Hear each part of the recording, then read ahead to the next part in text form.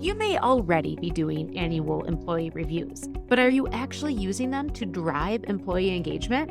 And maybe you will hold monthly meetings already for employees, but are they actually helping you to get buy-in and build team camaraderie to keep moving forward toward your goals? Or are you just checking the boxes with more meetings that are taking up precious time and space on your calendar? Well, we are revisiting highlights from episode 20, one of the top episodes from season 1 of the Uplevel Dairy Podcast, where dairy manager Brett Barlass breaks down his structure for high-impact annual reviews, employee meetings that matter, as well as intentional everyday actions that led him to a stretch of 9 years without a no-call, no-show employee. Hear about it today on the Uplevel Dairy Podcast for dairy farm owners, managers, and advisors who are committed to profitability, sustainability, and excellence.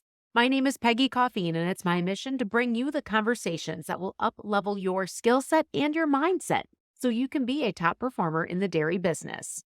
As a dairy manager for 15 years at Yosemite Jerseys in Hillmar, California, one of the most challenging labor markets in the country, Brett grew a team to 26 people while maintaining a somatic cell count of under 100,000 and ranking as one of the top 10 dairies with the Hillmar Cheese Company for many years, all while also celebrating success in Jersey genetics and genomics. And since the acquisition of Yosemite Jerseys by California Dairy Farms, owned by Larry and Jennifer Matos and John Mello in January of 2022, Brett has been charged with a new task, replicating that same culture and results from Yosemite across 6 dairy sites with 19,000 cows and 200 employees. You are about to find out how he's doing it and how you too can use reviews and meetings to actually get employees excited to come to work and to want to continue to be long-term, high-performing team members. So listen in to learn Brett's key questions for annual employee reviews, how he structured monthly meetings that no employee wanted to miss, and the everyday actions that managers can take to build a high-performing team. This episode is sponsored by Uplevel Dairy Podcast founding partner Adiseo, a global leader in nutritional solutions and premier provider of rumen-protected methionine for dairy producers who want to optimize milk production, capture more value from components, and maintain the health of their high-performing herds. Enjoy this conversation with Brett Barlass. We do annual reviews for the team members, so they got feedback annually in terms of, hey, these are things that I think you're doing good. These are things that we'd like to see improvement on. So we got that feedback and we got buy-in too. One of the questions I'd asked during the review is I try to keep everything simple, but I asked good questions that I hopefully got some feedback from. And one of them was like, hey, if this was your dairy, what would be one thing that you would change on it? So we got lots of feedback and those types of questions.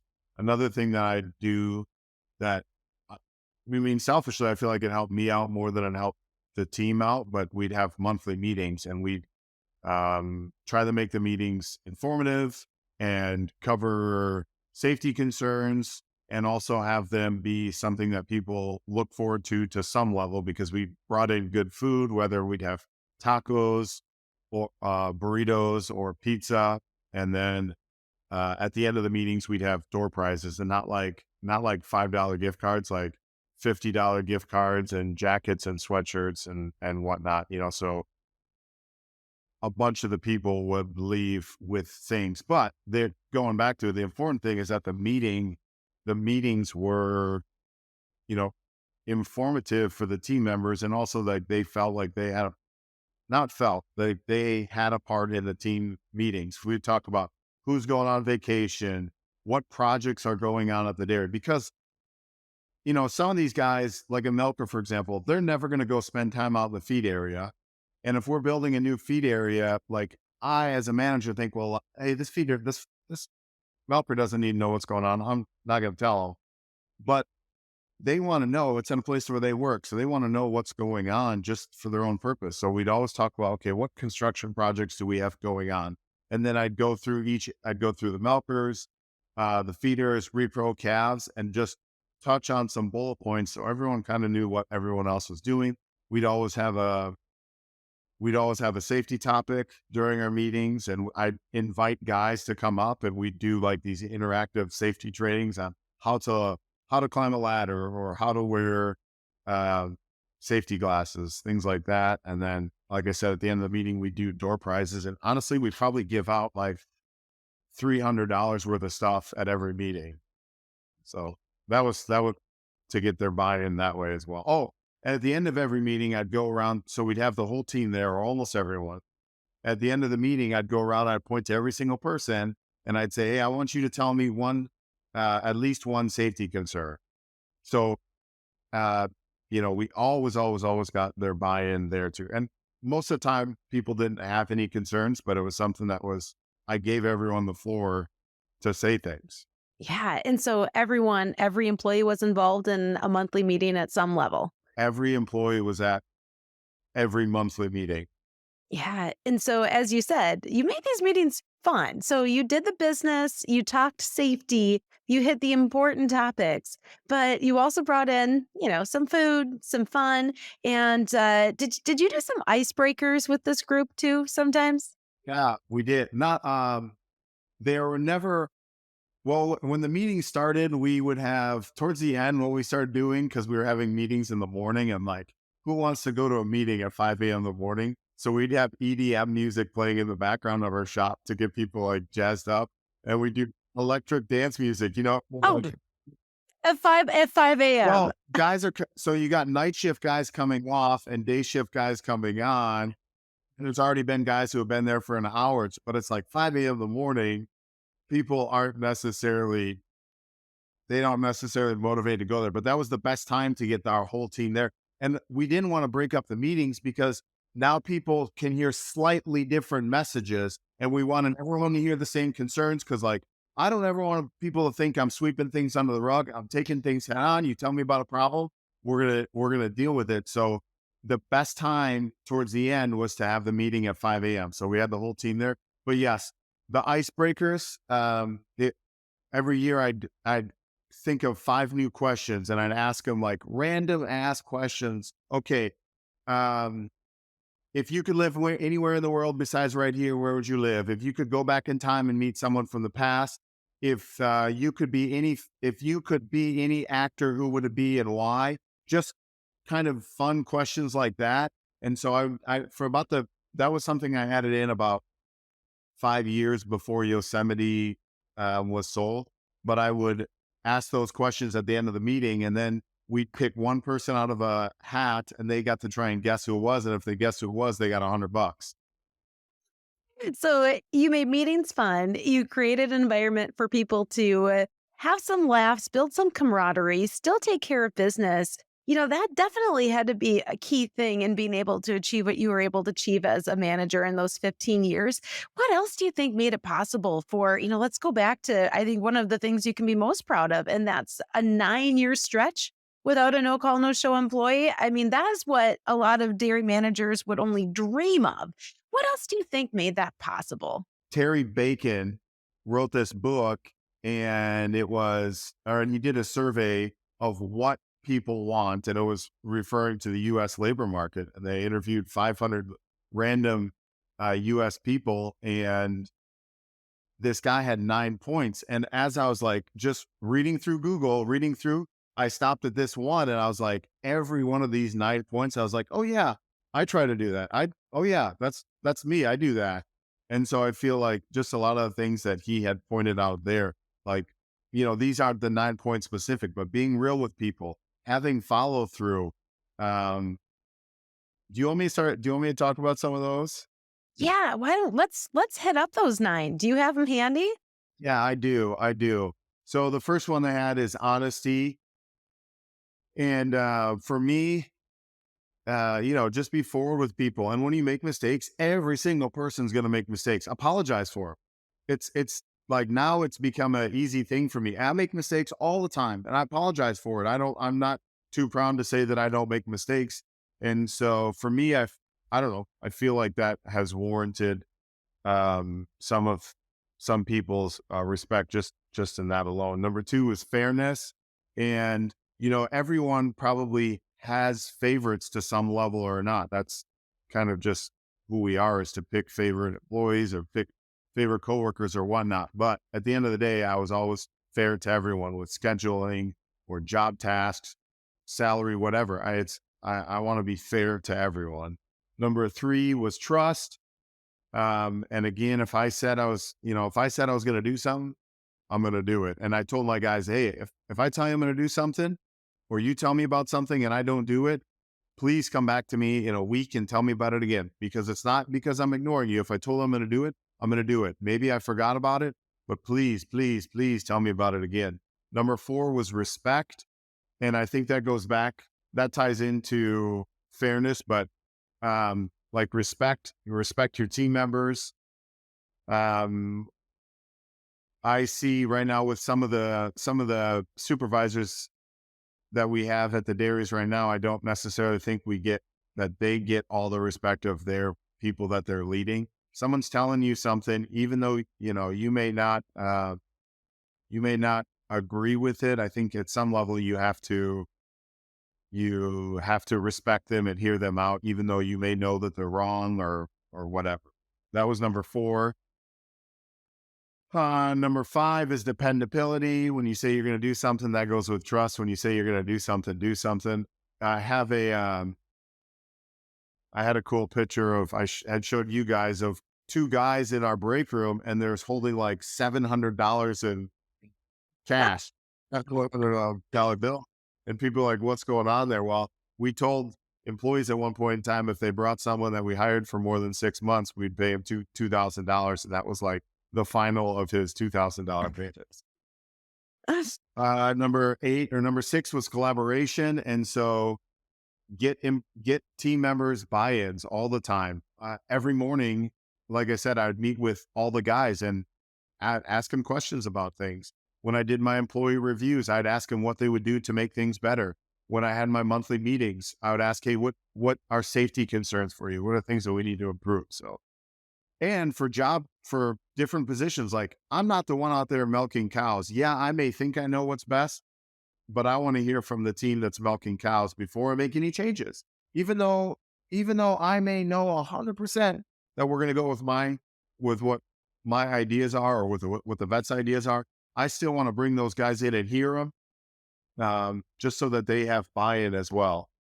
Number 7 is genuineness, and just be sincere. I had a picture in my presentation. I had a picture of a cow taking a shit, and I said, hey, does anyone know what that is? They're like, yeah, it's bullshit. I was like, that's exactly right. Number 8 is appreciation. Make sure to say please and thank you. I mean, that's good common sense, but acknowledge people. Yeah. Appreciation. I don't think my next point is an acknowledgement, but appreciation and acknowledgement. And when people do things right, you need to highlight that more than when they do things wrong. I send text all the time to all the team members, to everyone, even milkers. When I see milkers, like we have blue cream, like it's like chapstick for people, but if cows have chapped teats, they have blue cream. And if I'm out walking cows and I see cows that have that blue cream on their teats, I'll snap a picture and I'll send it to the whole milking team, and I'll do like the praying hands, and I'll specifically call out the person that was attaching machines that put that blue cream on. So acknowledge people when they do good things. Do it more than criticism. And number 9 is responsiveness. When people say when they want something or they want help with something, try to help them out. Be quick about it too. So, those are things that helped me. Again, I'm not saying they help everyone out. I'm not even saying they're right. I just feel like they've helped me be successful in whatever, success means to you or to anyone else. But I feel like those things have helped me out. Yeah, thanks for sharing those, Brett. And, when I listen to you talk about that, I can kind of put these into some categories, right? So when you talk about, like the trust and the respect and the dependability and the responsiveness, that all kind of comes together in this way of listening, asking questions, listening, getting that feedback, but more importantly, too, following through on it. So like you talked about, if there is a request from an employee for something, making sure that you acknowledged that it was heard. And if it wasn't followed up on, letting them know, hey, like, you can remind me. Do you have an example of maybe a time when an employee shared something with you that did bring about a change that you were able to implement, and how that might have really just solidified the relationship, that you had, that led to success, that showed them that trust, that respect, that dependability, that responsiveness?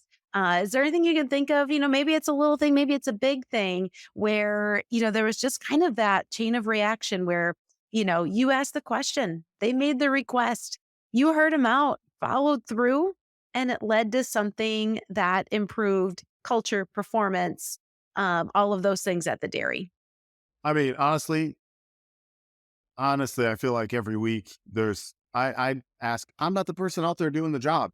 I'm, a lot of times I'm like the person in the ivory tower sitting behind a computer doing things. So when I get the opportunity, that's honestly, I enjoy walking outside and being with the team members as they're doing their jobs. Now, my role has changed a little bit. Before, I could be more hands-on out at the dairy. And now, just because there's so many different places, my roles have changed.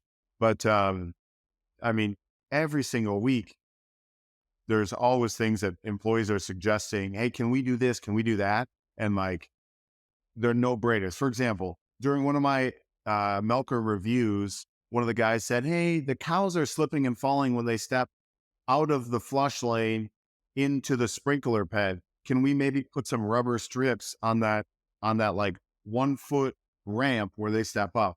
So absolutely, that was a great idea. I'm mad that I didn't think about it sooner, but I'm so appreciative that he did. We did that. Another thing, the calf team said, hey, we want, when we're dropping bottles for calves, we want our trailer to have uh, a back section that we can step on, so we can walk around the back instead of having to walk around the front where it's more dangerous. Absolutely. Again, that's a no-brainer. It improves safety. It was an easy fix. Whenever these guys make suggestions, I don't have any big, really cool one that comes to mind right now, But but it's the culmination, though, of all of these little things. And, Brett, I step back and I think about one of the things that I often hear from other dairy owners and managers is, there's a frustration sometimes that they feel like employees don't care, that they don't, care about their work, care about doing the extra little things. But let's just dissect what you just laid out here. You have employees that care about the cows, care about the safety of them, of themselves, but care about the safety of their teammates. And you've created an environment where you're asking them regularly, you're provoking the thought of what can be done to be better, to be safer, to take better care of the cows, to take better care of your people. And that leads to their openness and their desire to want to come to you and say, hey, can we make these changes? And then when you do it, you've just demonstrated that what they said mattered. They were seen, they were heard. And I mean, when you put those pieces together, do you think that has something to do with the success that you've had in keeping a team that wants to show up, wants to be in it for the long haul, and is engaged in doing more than just showing up and punching the clock? oh, I'm certain that's the case. And one additional thing I just thought of is like, we had brought it up earlier, like you should speak, or came up somehow like, oh, you should speak more Spanish or whatnot. And I honestly, I speak enough dairy Spanish to like try to get into a conversation, and then I don't know what we're talking about. If I went to Mexico, I'd starve to death. But I know enough to ask just a couple basic questions, and I'll say like, hey, buenos dias, ¿tienes problemas hoy? And then they'll just say, most of the time they say, no, it's all good, all good.